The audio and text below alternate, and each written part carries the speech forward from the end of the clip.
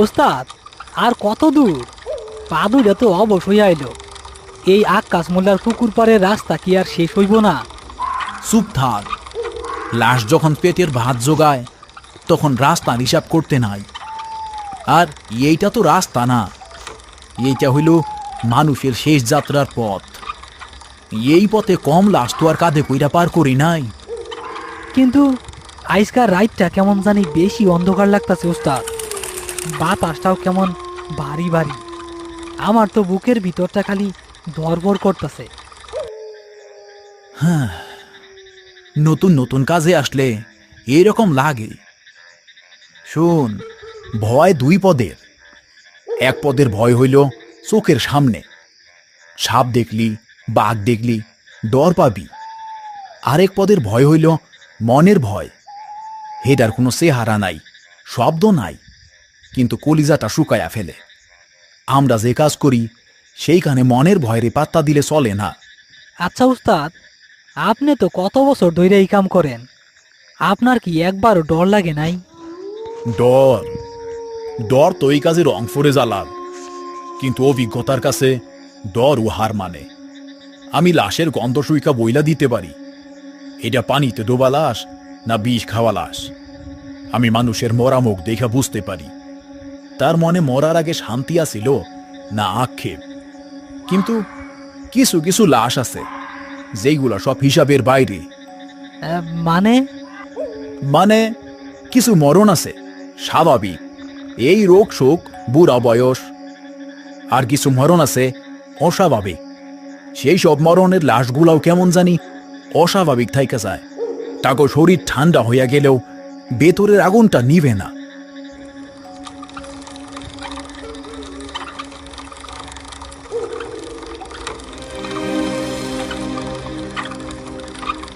ইনি হচ্ছেন রফিক।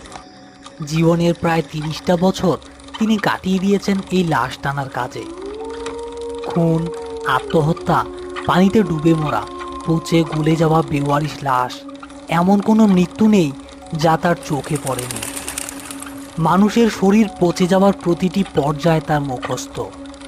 মৃত্যু তার কাছে আর কোনো রহস্য নয়, বরং একটি দৈনন্দিন বাস্তবতা।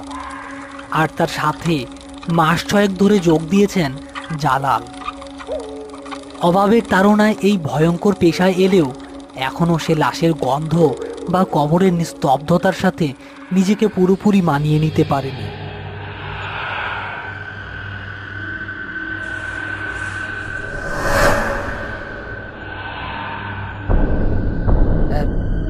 উস্তাদ, শব্দ শুনছেন? আরে বাতাস, বাঁশের পাতা নড়তাছে হয়তো। না উস্তাদ, এটা বাতাসের শব্দ না, মনে হইল কেউ। উস্তাদ! রফিক, তোমার এত রাইতে খবর দেওয়ার জন্য আমি দুঃখিত, কিন্তু ঘটনাটা খুব খারাপ। আমজাদের ছোট মাইয়াটা পারুল গলায় দড়ি দিছে। ইন্না লিল্লাহি ওয়া ইন্না ইলাইহি রাজিউন।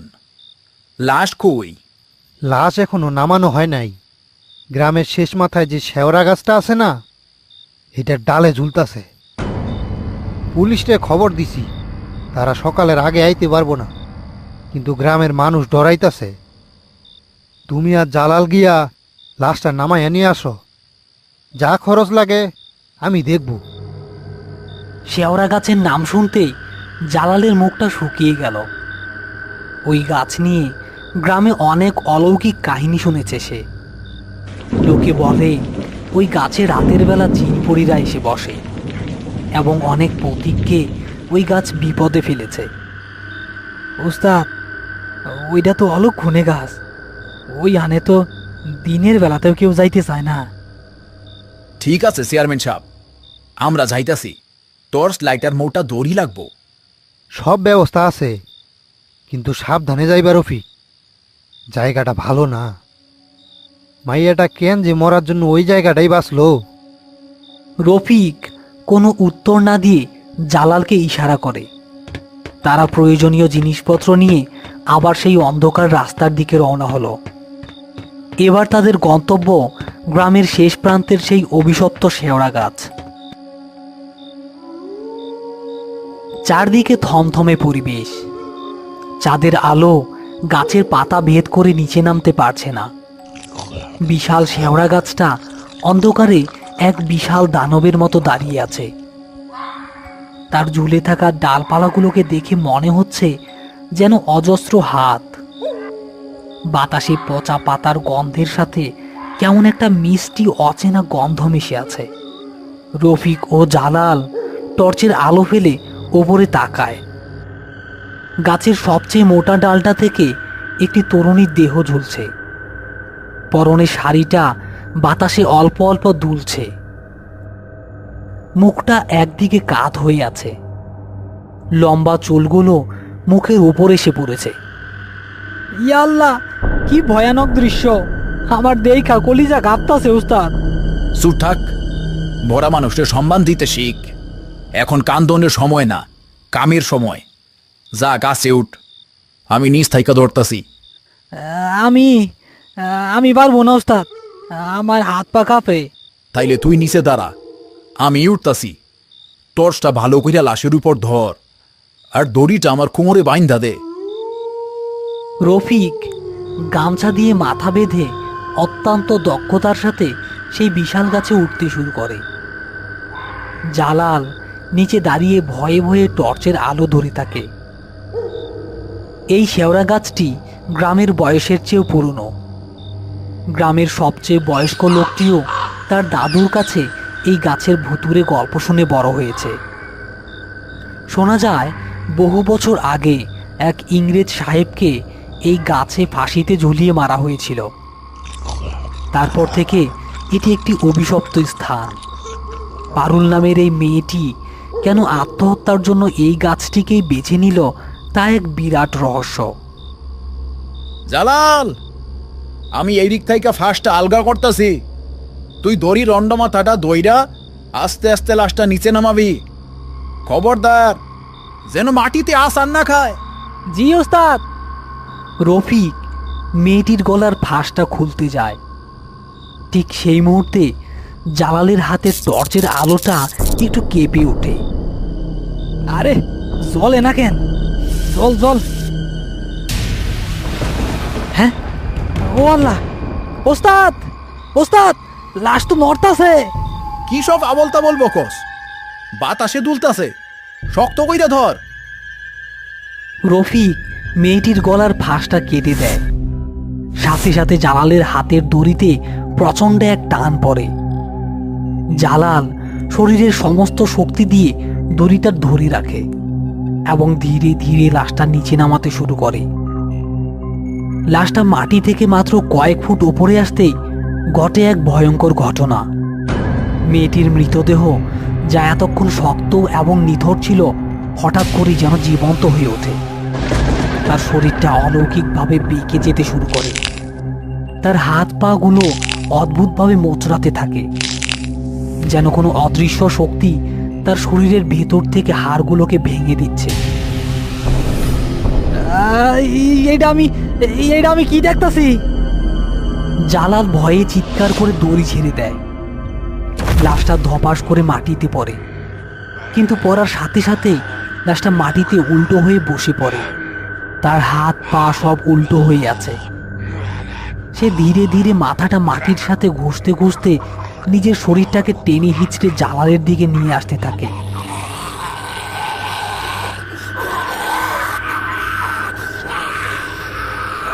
ওস্তাদ, বাসান!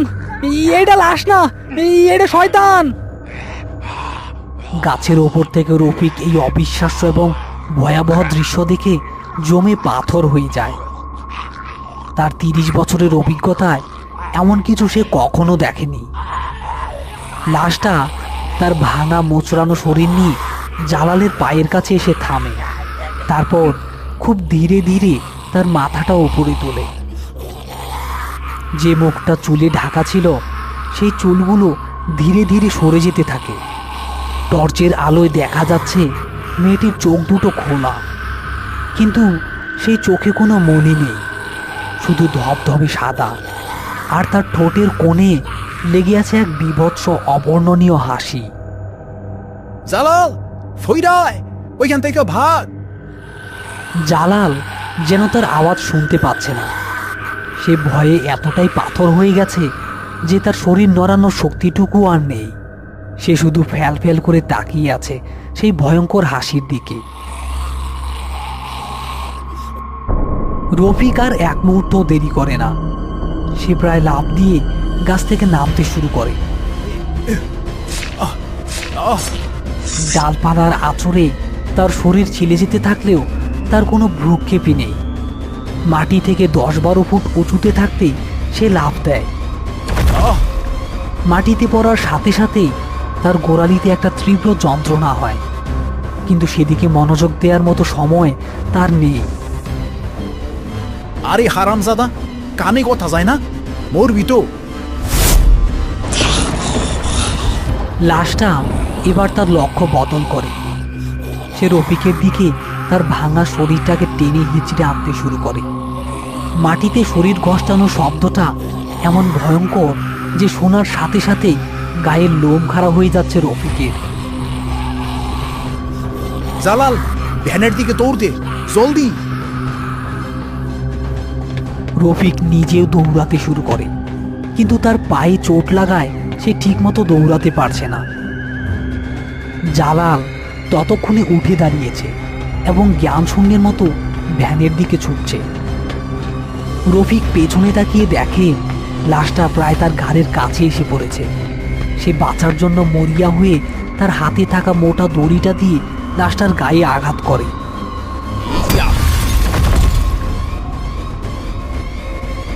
এই সুযোগে রফিক তার সমস্ত শক্তি দিয়ে দৌড়ে ভ্যানের কাছে পৌঁছায়।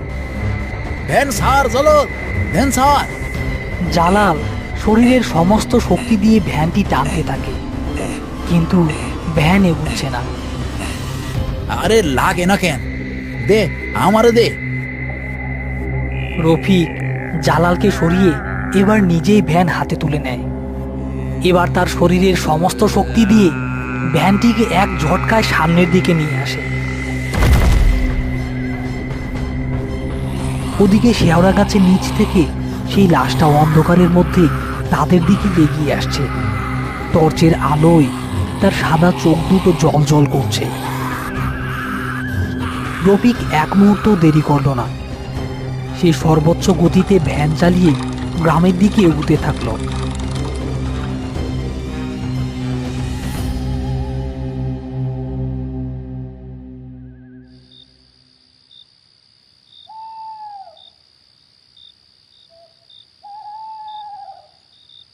কি হয়েছে রফিক, তোমাদের এই অবস্থা কেন?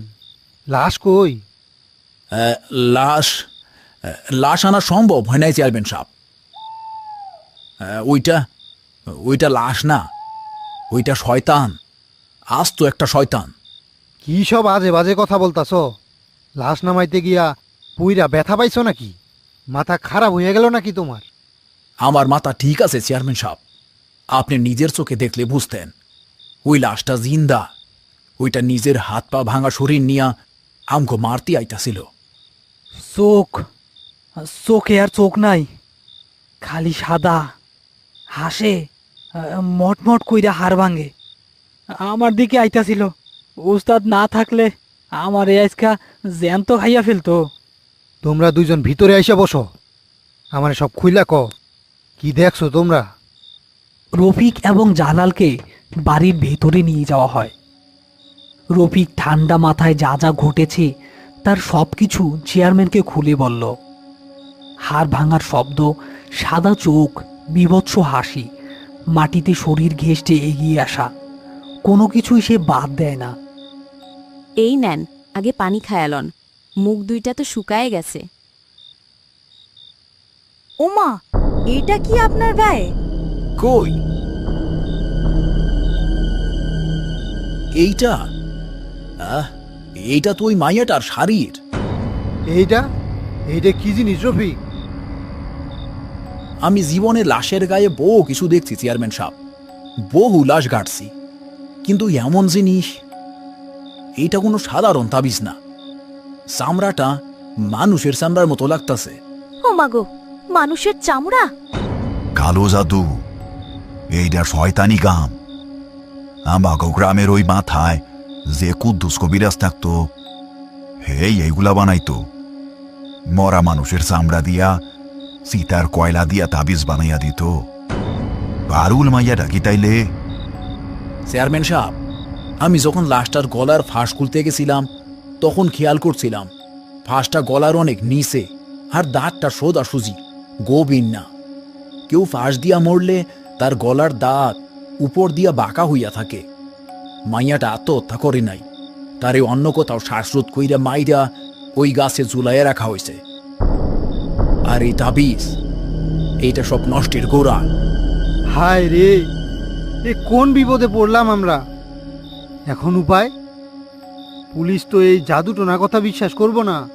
উপায় একটাই আছে, এই লাশ রে ইসলামী মতে দাফন করতে হইব, আর এই শয়তানি তাবিজটা রে নষ্ট করতে হইব। সূর্য উঠার আগে আমগো এই কাম করতে হইব, নাইলে এই অশুভ শক্তি সারা গ্রামে ছড়াইয়া পড়ব। আমি আমি আর ওই মুখ হমু না উস্তাদ, আমারে মাফ করেন। আমি আর ওই শয়তানের কাছে যাবো না। আহা জালাল, ভয় পাস কেন? একা তো আর যাইতাছি না। মসজিদের ইমাম সাহেবরে খবর দেন চেয়ারম্যান সাহেব, উনার সাথে কথা কইতে হইব। এই তাবিজের ব্যবস্থা উনিই করতে পারবেন।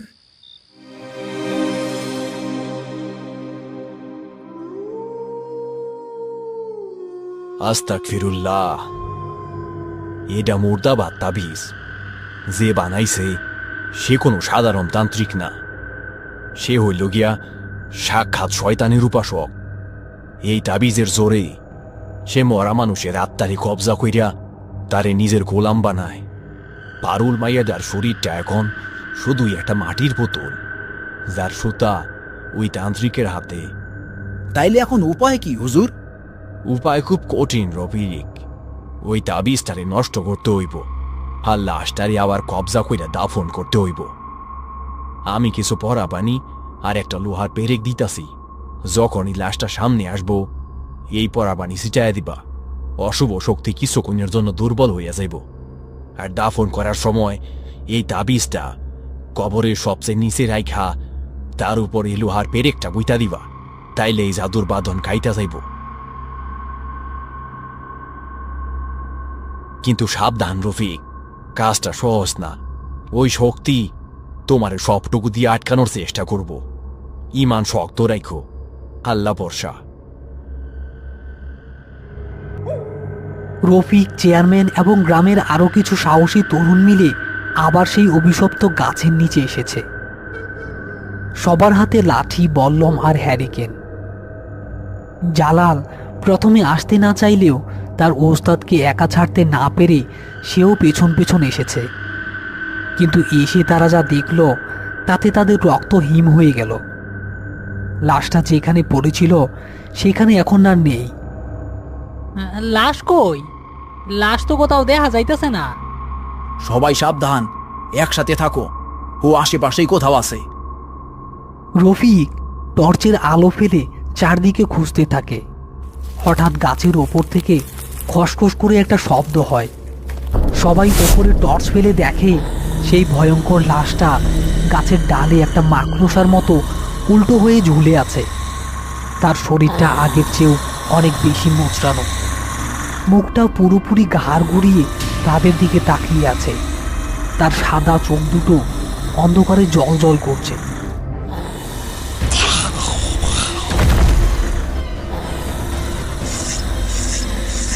জালাল, ওরা পানি কই?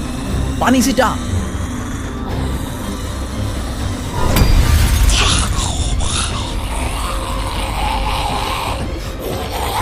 এইটাই সুযোগ, সবাই মিলে ধর ওরে, কবরের দিকে নিয়ে আসো।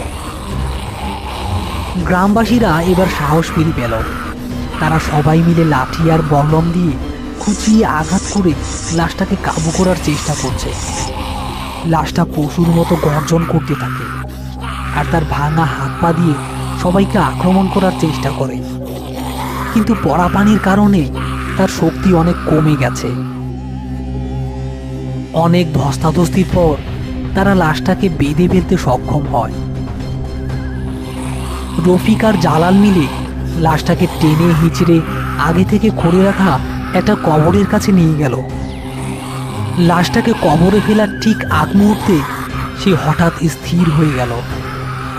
তার মুখ থেকে সেই গড়গড় আওয়াজটা এবার আর শোনা যাচ্ছে না। এরপর যা ঘটল তার জন্য কেউই প্রস্তুত ছিল না। পারুলের মৃতদেহ থেকে একটি পুরুষালী ভারী কণ্ঠস্বর বেরিয়ে এলো। রফিক, তুই ভাবছস আমার পুতুলটারে দাফন কইরা আমারে হারায়া দিবি? আমি কুদ্দুস, এই আত্মা এখন আমার। আমার যখন ইচ্ছা আমি আবার তারে মাটি পুইরা তুইলা আনবো। সবাই ভয়ে জমে যাচ্ছে। এই কণ্ঠস্বর কুদ্দুস কবিরাজের, যে বছরখানেক আগেই গ্রাম থেকে উধাও হয়ে গিয়েছিল। তোর পুতুল রে আমি আজীবনের জন্য ঘুম পাড়া দিতাছি, শয়তান। কথাটা শেষ করেই রফিক তার শরীরের সমস্ত শক্তি দিয়ে বাঁধা লাশটাকে ধাক্কা দিয়ে খোলা কবরের মধ্যে ফেলে দেয়। সে আর এক মুহূর্ত দেরি করে না, সাথে সাথে সে নিজেও লাফ দিয়ে কবরের ভেতরে লাশটার পাশে নামে। ওস্তাদ! কবরের ভেতর লাশটা আবার ভয়ঙ্করভাবে মোচড়াতে শুরু করে।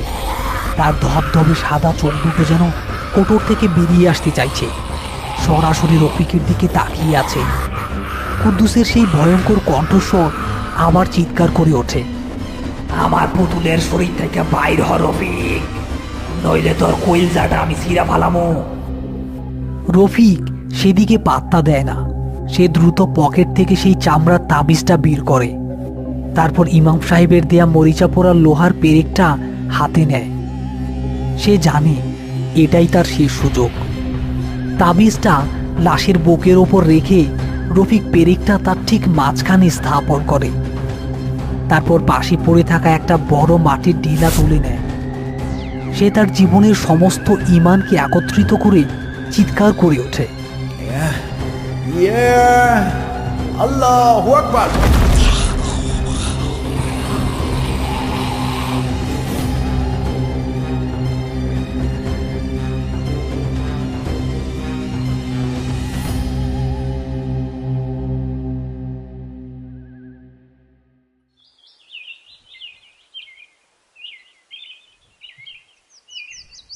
ওস্তাদ, আপনি কেমনে পারলেন? আমার তো ভয়ে আত্মা শুকায় গেছিল। আমি চেষ্টা কইরাও পারতাম না রে জালাল, পারাইছে ওই উপরওয়ালা। শয়তানের শক্তি যত বড়ই হোক, আল্লাহ রহমতের কাছে সেইটা কিছুই না। আমি খালি উছিলা আছিলাম।